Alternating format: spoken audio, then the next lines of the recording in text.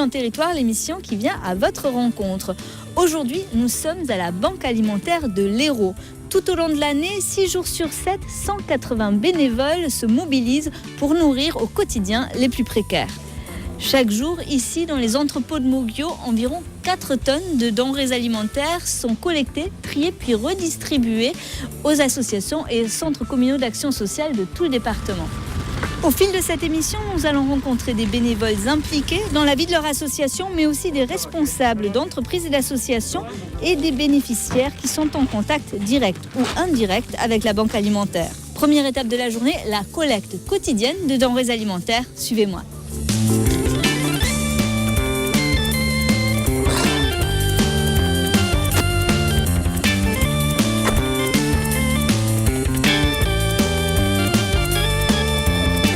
Tous les jours, on a une tournée, il y a 4 tournées. 4 camions qui tournent pour récolter le surplus des marchandises de les grandes surfaces. On commence le matin à 7h jusqu'à midi. Par camion, on a environ 4 magasins, 4 récoltes à faire dans les magasins.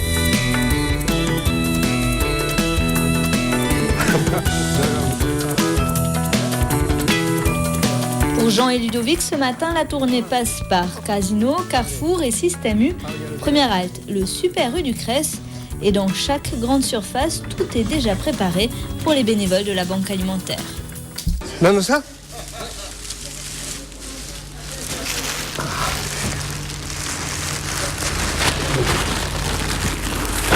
Voilà. Jean-Luc, il y a quoi aujourd'hui au menu pour la banque alimentaire ? Du pain, de la viennoiserie, charcuterie, yaourt, fromage, tout ce qui est produit frais. Alors justement, ce sont des aliments qui sont choisis comment, qui viennent d'où ? Disons que les gens qui mettent en rayon font le tri tous les matins par rapport aux dates. Donc ils retirent tout ce qui arrive en fin de date et donc ils donnent pour la banque alimentaire.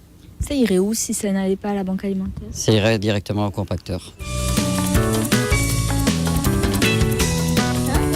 C'est exact, 3 ans.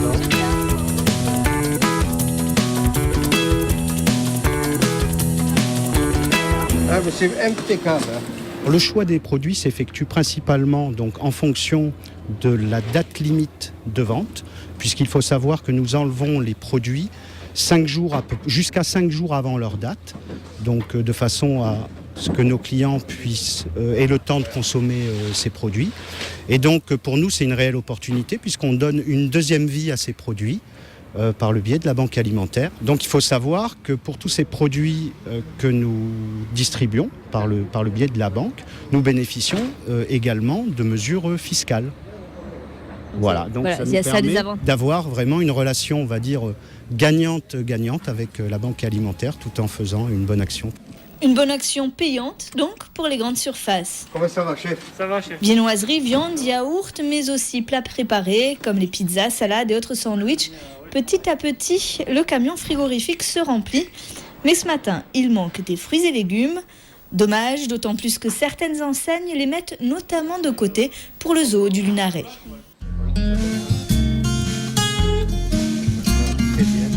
Ancien directeur d'une entreprise spécialisée dans la sécurité, Jean est bénévole pour la banque alimentaire depuis 3 ans. J'ai ressenti le besoin d'aider les gens qui sont plus malheureux que moi. On demande des bras, tous les jours on voit qu'au point de vue social, on le voit tous les jours, la population est demandeur de denrées. Donc je suis en bonne santé. Ensuite, ça me permet d'avoir des contacts à la banque alimentaire très bien. On ne se retrouve que des retraités.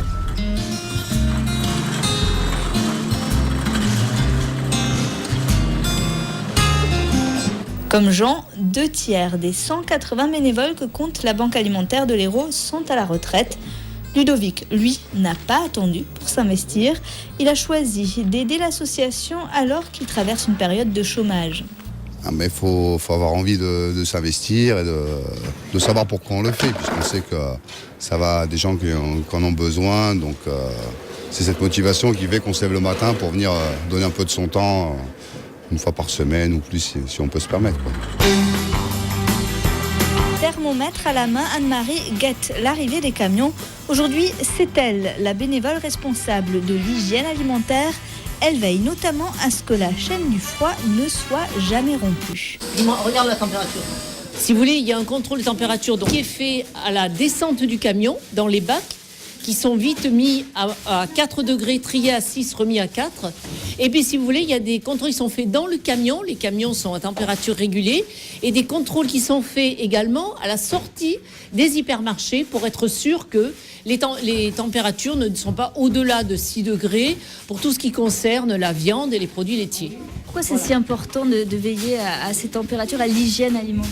Alors c'est très important parce que on a déjà des bénéficiaires qui ont des difficultés et si vous voulez, pour nous c'est extrêmement important de ne pas nuire à leur santé avec des problèmes d'hygiène. La Banque alimentaire a un guide des bonnes pratiques qui vérifie, si vous voulez, qui permet ce guide de bonnes pratiques en le suivant, d'être sûr que nous donnons des produits de qualité qui n'apporteront aucun désagrément mais que des agréments aux bénéficiaires.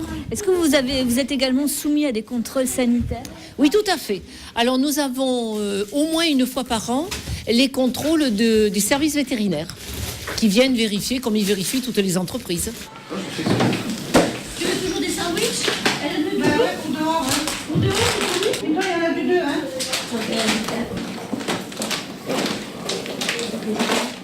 Alors là, vous faites attention à quoi? On regarde surtout les dates de péremption, parce qu'il est indispensable de ne donner aucun produit qui serait périmé, c'est très important. Ça arrive? Non, ça n'arrive pas, on fait très Non, attention. mais ça arrive qu'il y ait des produits périmés? Oui, parmi les produits que nous collectons auprès des magasins, oui, absolument, il y a des produits parfois qui sont périmés. Donc c'est la priorité de faire très attention à ça et de veiller à ce que les produits qui sont donnés aux associations soient parfaitement consommables et en bon état, et voilà. On a devant la balance. Tu l'as remporté, Grenelle? Non, il est là. On va le mettre dessus, comme ça ils vont les prendre en priorité. Tu le mets dedans, oui. Alors Il y a ça aussi. comment vous savez ce qu'il faut préparer pour quelle association ou quel endroit? Ah ben ça dépend, il y a des associations qui cuisinent, donc il faut leur donner du fromage râpé, des viandes à cuisiner. Il y a des associations qui sont dehors, donc c'est des sandwichs, des salades, c'est individuel, comme la Croix-Rouge. Il y en a d'autres, c'est des dans l'hospitalier où ils ont des micro-ondes, c'est tout des plats préparés. Non mais ça on le sait parce qu'on le sait. C'est écrit. Voilà, c'est écrit, voilà. Et puis le reste, c'est un peu des mélanges, on leur donne un peu tout. Par contre, on fait attention aux associations, comme des petites associations qui cuisinent. Quand un jeudi, on leur donne du poulet, on essaye de leur donner autre chose le jeudi d'après, voilà. Bon, dans la mesure où c'est les mêmes personnes, si on s'en souvient et tout, c'est toujours pas. Et en termes de quantité, comment vous choisissez? Vous savez combien il faut donner? On donne, en principe, on donne au moins, au niveau des laitages, on donne un yaourt par personne et puis du fromage à peu près pour la quantité. Et si on en a plus, on double. Mais au fur et à mesure, selon les arrivages. Et pour la viande, c'est pareil, on donne au moins la moitié. Mettons, pour 70, on donne au moins 35. Là, je suis arrivée à 37, je m'arrête, parce qu'il y en a d'autres qui en ont moins. 500 grammes de viande, quelques laitages. Ici, on estime qu'un colis d'1 kilo aide alimentaire permet à une personne de faire 2 repas complets. Bon, ça, on a dit que c'était pour attache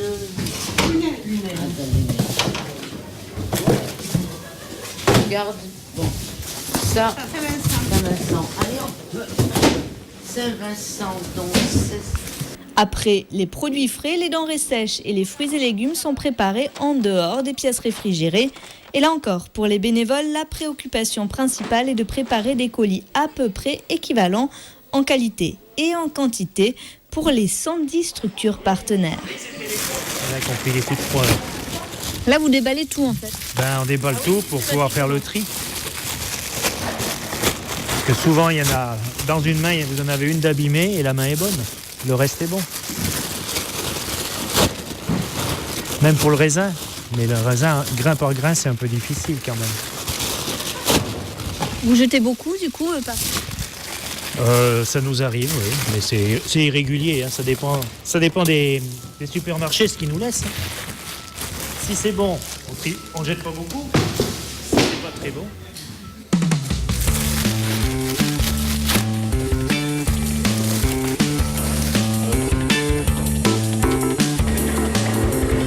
La matinée touche à sa fin et pendant que les bénévoles de la Banque alimentaire s'activent, à à l'extérieur, ceux des associations et des centres communaux d'action sociale patientes. Comme Paul, il vient chercher les colis hebdomadaires pour la commune du Cress. Là, on attend quoi? Alors là, j'attends les fruits et légumes et la viande et la viennoiserie. Là, pour l'instant, j'ai chargé le lait, les petites salades et j'ai ramassé quelques cartons vides pour notre collecte du village pour le 26 et 27 novembre. Alors là, comment concrètement, après, ça va partir où? Comment vous définissez ce dont vous avez besoin? Comment ça se passe? Alors, on est déjà à 150 personnes qui bénéficient de l'aide alimentaire. Quand j'arrive, je décharge tous les contenants avec les glacières. La viande est déposée dans des réfrigérateurs et congélateurs, suivant ce qu'on a. Les fruits et légumes, je les dépose. Il y a 3 femmes qui s'occupent de trier les fruits et légumes par colis, c'est-à-dire on a 19 personnes seules. On a une dizaine avec 2 personnes. On prépare en fonction des colis pour 1, 2, 3, 4 et grandes familles. Voilà. Donc vous venez tous les jours ici? Je viens tous les jeudis. Et personnellement, je viens le lundi aider la banque alimentaire en tant que chauffeur pour ramasser dans les grands magasins. C'est important pour vous cet engagement bénévole? J'ai toujours travaillé un peu dans l'humanitaire. J'ai toujours été un peu, disons, réellement pour aider les gens qui souffrent. 11h30, les associations et centres communaux d'action sociale chargent leurs fourgons et leurs camionnettes. Il faut faire vite. En tout, 110 structures viennent chercher des denrées ici chaque semaine avant de les redistribuer le jour même.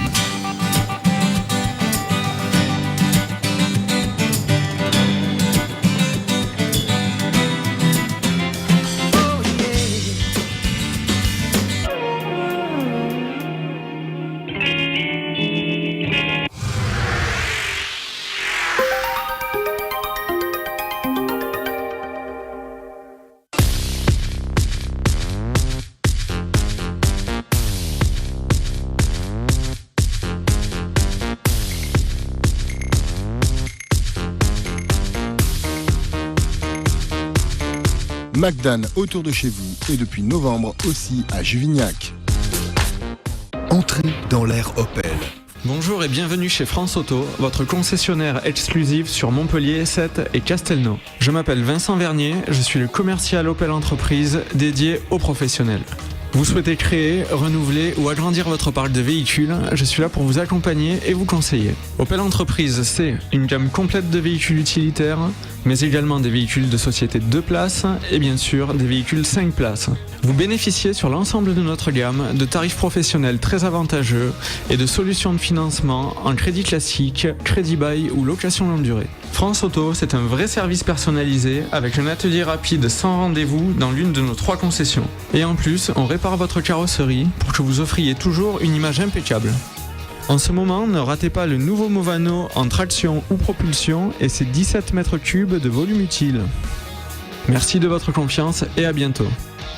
France Auto, l'ambition de l'excellence. Opel. Aujourd'hui, dans le monde, des millions d'enfants sont encore confrontés à la malnutrition, au manque de soins, au travail forcé ou à la maltraitance.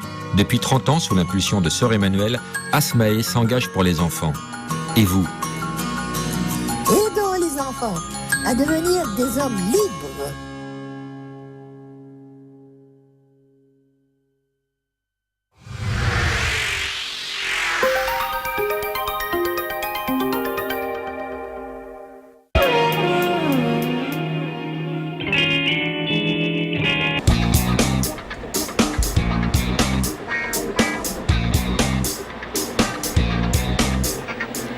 Ici, à l'entrepôt de la Banque alimentaire de Moguio, environ 4 tonnes de denrées sont collectées quotidiennement, puis contrôlées et triées. Mais la journée des bénévoles ne s'arrête pas là. Il faut ensuite préparer les colis alimentaires pour approvisionner les 110 associations et centres communaux d'action sociale partenaires de la Banque alimentaire.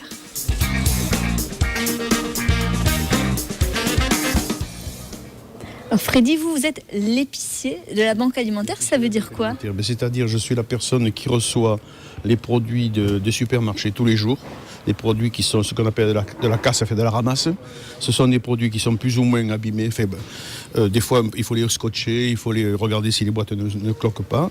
Et à ce moment-là, je le distribue après, chaque jour, aux associations qui me font une demande spécifique de produits.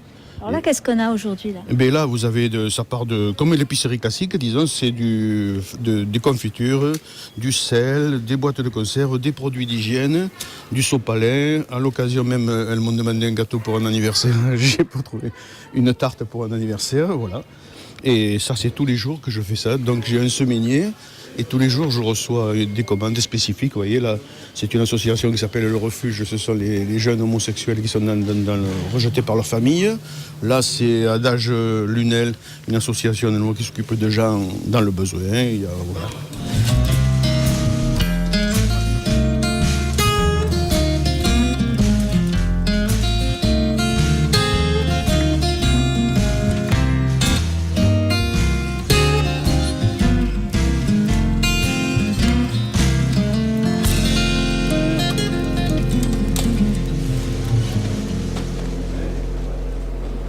Le rôle de la banque alimentaire, c'est de récolter des denrées qui seraient jetées autrement.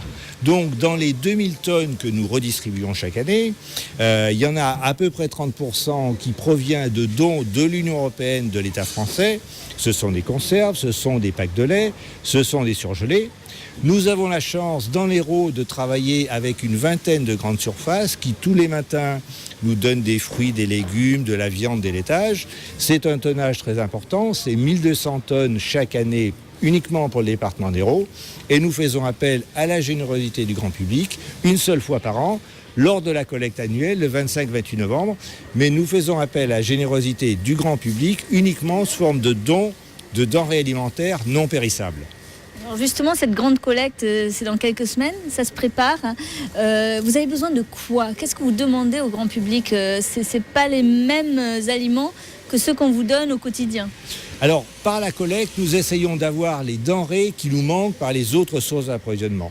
Donc, il nous faut des denrées non périssables et il nous faut des produits comme des conserves de fruits, des conserves de poissons, des conserves de légumes et des produits pour petit déjeuner, du café, du chocolat, des céréales. Produits qui nous manquent par les autres sources d'approvisionnement.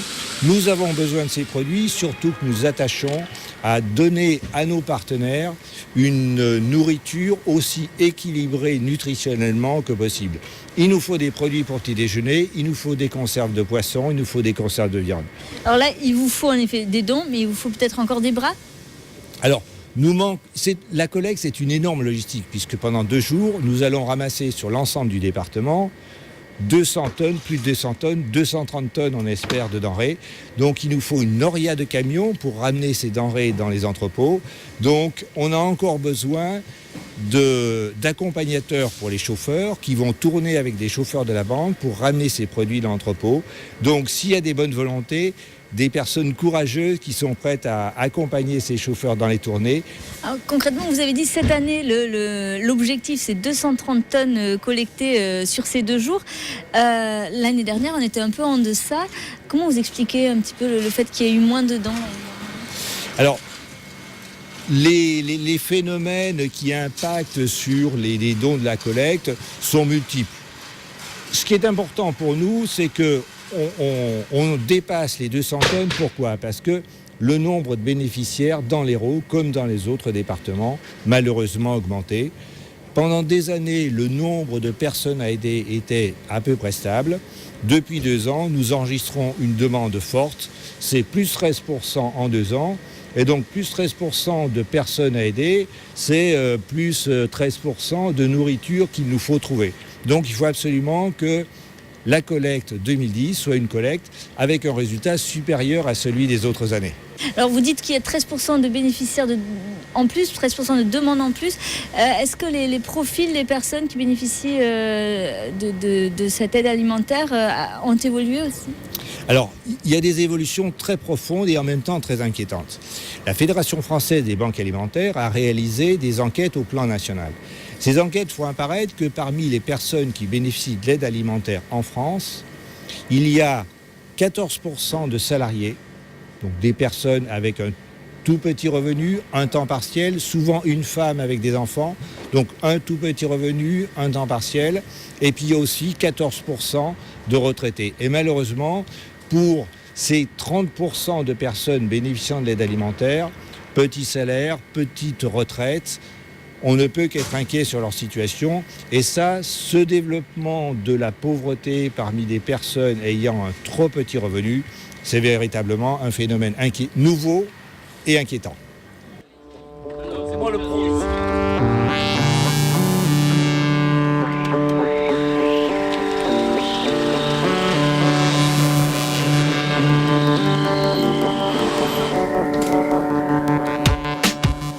Les après-midi, dans les centres de distribution comme celui-ci, les aliments collectés le matin même sont redistribués.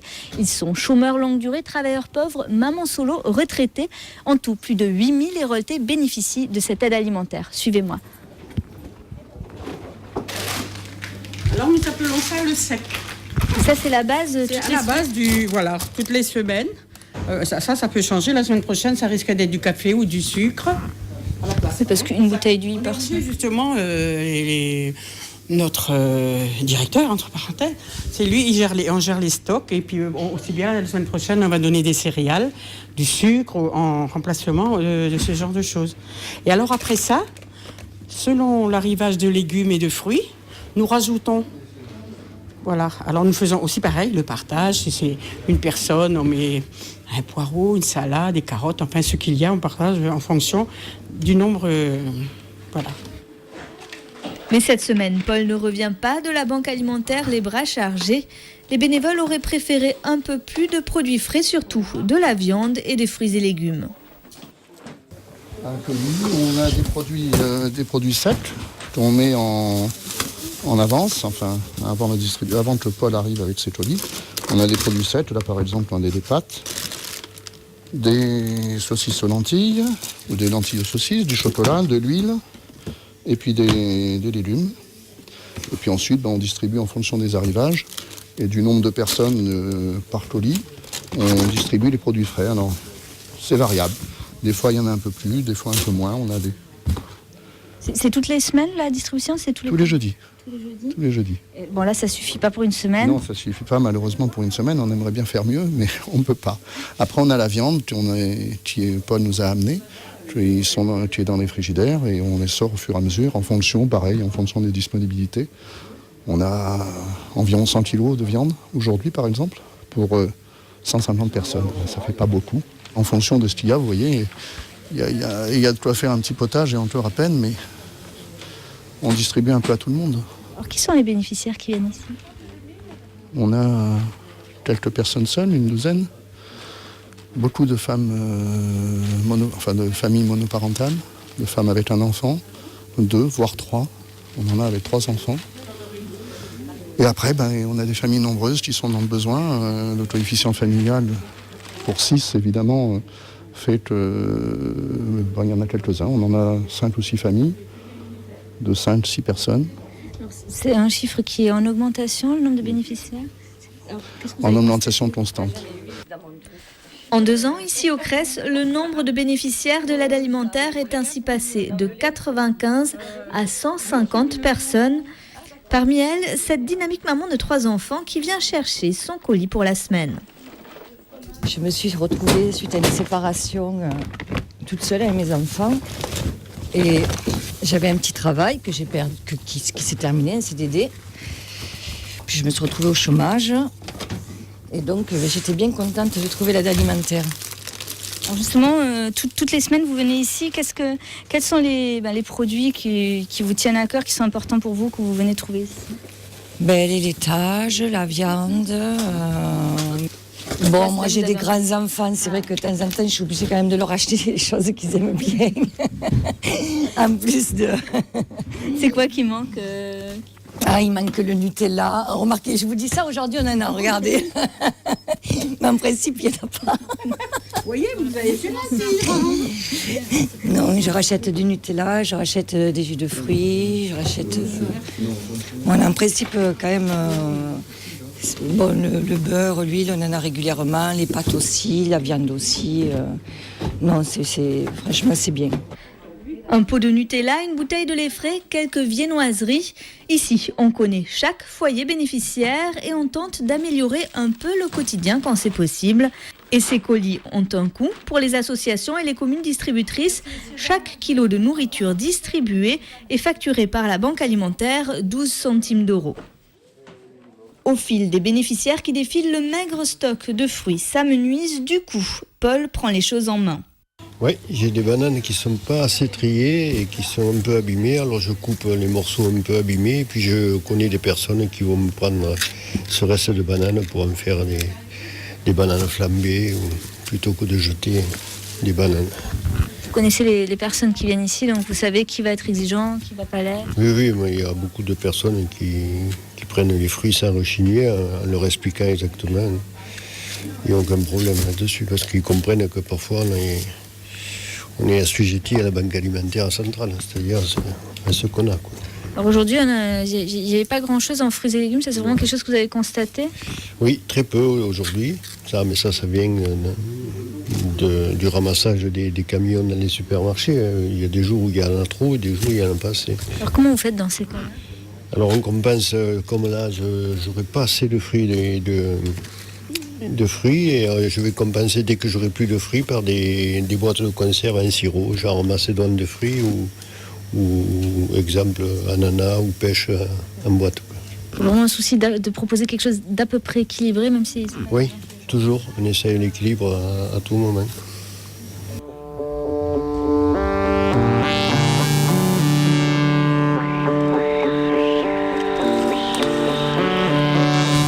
J'étais enseignante. J'ai démissionné pour suivre mon ex-mari dans ses déplacements et un divorce 4 enfants plus tard. Voilà, donc je n'ai pas retrouvé d'emploi.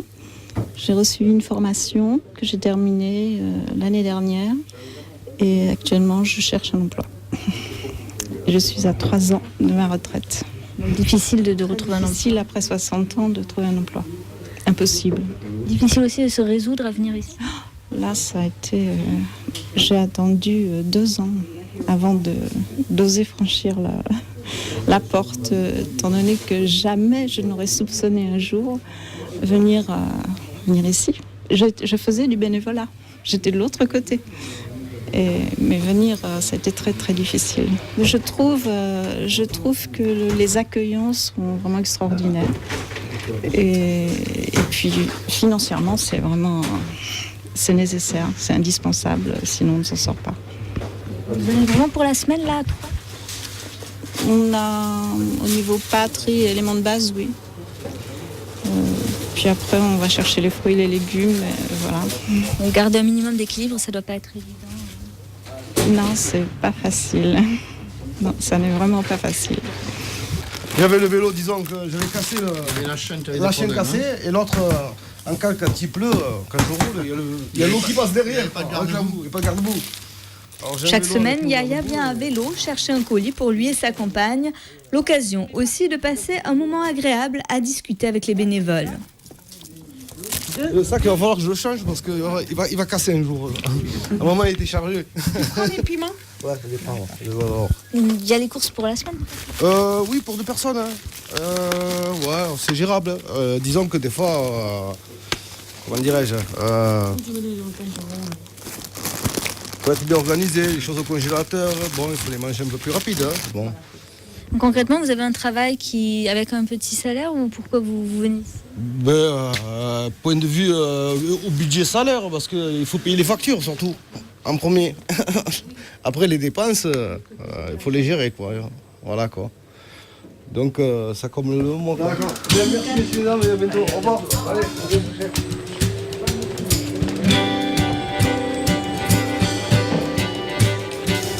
Bon, mesdames, messieurs, je vous souhaite une bonne journée.